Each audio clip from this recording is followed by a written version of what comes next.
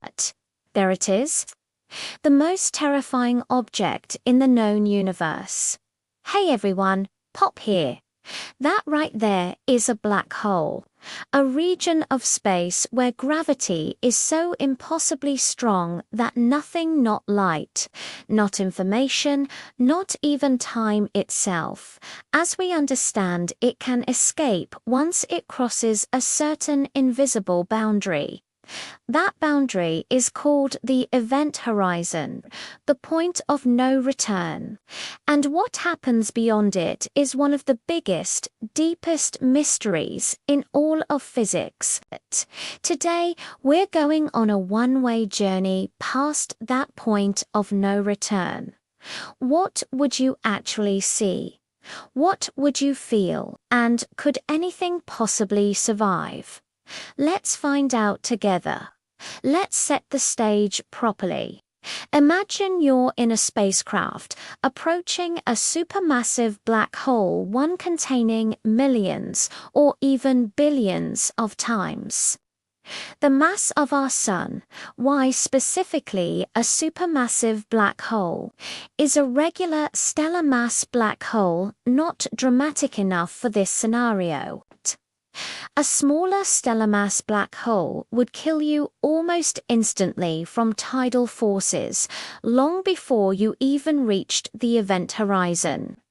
Supermassive black holes have a more gradual gravitational gradient near their event horizon, giving us more time to observe and experience the journey. How considerate of the universe to provide a slightly more leisurely death scenario. Now, something profoundly strange happens here due to time dilation, an effect predicted by Einstein's general relativity. To your friend watching from a safe distance far from the black hole, your spacecraft appears to slow down dramatically as it approaches the event horizon. Your image also reddens and dims. Reddens? What do you mean? The light you emit is being stretched by the intense gravitational field, shifted toward the red end of the spectrum. A phenomenon called gravitational redshift. From your friend's perspective outside, you would appear to freeze at the edge of the event horizon, your image fading to red and dimming over an incredibly long period of time. So to my friends watching from safety, I'd appear to be frozen in time at the edge forever. From their reference frame, essentially yes, but from your perspective inside the spacecraft, nothing particularly special or noticeable happens at the moment you cross the event horizon itself. You simply continue falling inward, completely unaware that you've just passed the ultimate point of no return. Okay, so I've crossed the event horizon. I'm officially inside the black hole. Now, what now? The real danger begins. Tidal forces. The gravity pulling on your feet, which are closer to the singularity at the center, becomes significantly and measurably stronger than the gravity pulling on your head. Wait, so my body actually gets stretched out like a piece of taffy? Precisely. This effect is scientifically called spaghettification. And yes, that is the actual technical term. For a supermassive black hole, you might survive for a while after crossing the event horizon, before the tidal forces become extreme. But as you continue falling deeper toward the center, the difference in gravitational pull between your head and feet becomes insurmountable. Eventually, you would be stretched into a long, thin strand of individual atoms. So I'd literally become cosmic spaghetti. That's genuinely a terrible way to go. Astrophysically dramatic, certainly, but not pleasant by any measure. So where does all of this ultimately lead? What's actually at the very center of a black hole, the singularity everyone talks about? At the center lies what we call the singularity. According to Einstein's general relativity, this is theoretically a point of infinite density and zero volume, a place where all the mass of the black hole is concentrated into a dimensionless point.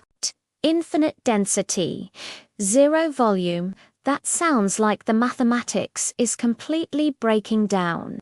It is. The singularity is precisely where our current best understanding of physics' general relativity fails and produces nonsensical infinities. This prediction of infinities likely indicates not a physical reality, but rather that our theory is incomplete at this extreme scale. We almost certainly need a new, more complete theory of it, called quantum gravity, to truly understand what actually happens at or near the singularity. So we know there's something at the very center, but we honestly don't really know what it is or what happens there, correct? The singularity represents a boundary of our current knowledge, not necessarily a well-defined physical object we can accurately describe. I have to ask the question I know everyone watching is thinking about. All those movies and shows about black holes being portals or gateways to other places or times. Is there any scientific truth to that idea? It's certainly a popular and compelling idea in science fiction. And there are theoretical mathematical models, specifically called Einstein-Rosen bridges, or more commonly wormholes, that suggest black holes could potentially connect to other regions of spacetime or even entirely separate universes.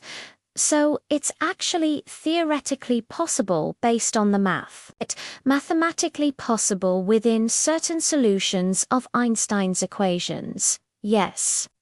However, physically likely or practically usable, almost certainly not with our current understanding. Such wormholes are predicted to be incredibly unstable, collapsing far faster than any information or matter could possibly travel through them. They would also likely require exotic forms of matter with negative energy density to keep them open, matter which may not actually exist. And critically, there is zero observational evidence that traversable wormholes exist anywhere in our universe. So, probably not a practical shortcut to another galaxy for our vacation plans. Disappointing, but scientifically fair. One last mind-bending fact before we conclude. I've heard that black holes can actually die. They can evaporate over time. How can anything possibly escape from something where nothing can escape?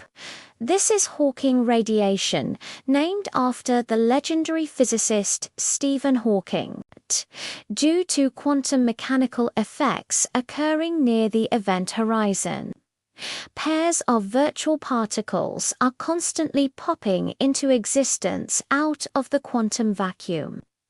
Normally, these particle and antiparticle pairs annihilate each other almost instantly, but right at the edge of a black hole's event horizon. One particle of the pair can fall into the black hole while its partner escapes outward into space.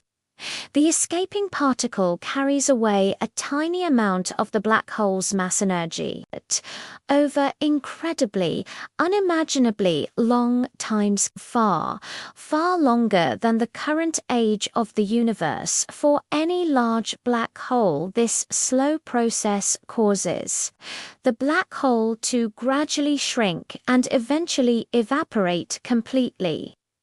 So black holes aren't truly forever. They have an expiration date. They're just very, very, very patient about it. An elegant and accurate way to phrase it. All right, let us recap our terrifying journey into the cosmic abyss. The event horizon is the point of no return where time appears to freeze for outside observers. Spaghettification will stretch you into atoms due to extreme tidal forces.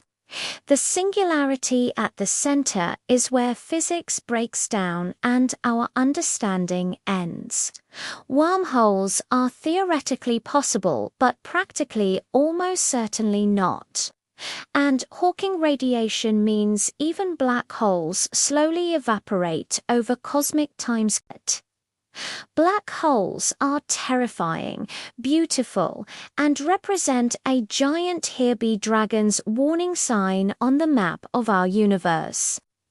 If this video pulled you in gravitationally speaking, hit like and subscribe to GeniusPopp for more cosmic adventures. Leave a comment. Would you ever want to visit a black hole? From a very, very safe distance, of course. See you in the next one.